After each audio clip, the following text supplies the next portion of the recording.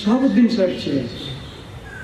তো এই যে পদগুলো ধ্বংস করে দিচ্ছে না তবে দলীয় লোক যেটা বিসির পদ, কত মর্যাদার পদ, সারা বিশ্বে মাথা তুলে দাঁড়াবে।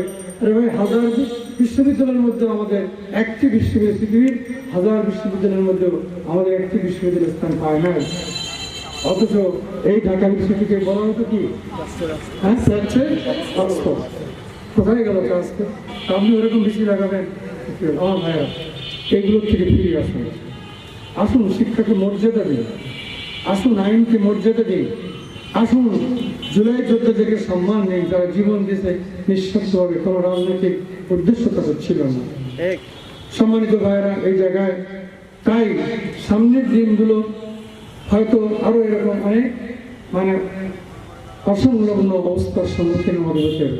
যেটাই হোক, আমরা জাতির জন্য, জনগণের জন্য, ন্যায়ের জন্য আমরা কাজ করে যেতে চাবো। ইনশাল্লাহ কাজ করে আমরা যাবো।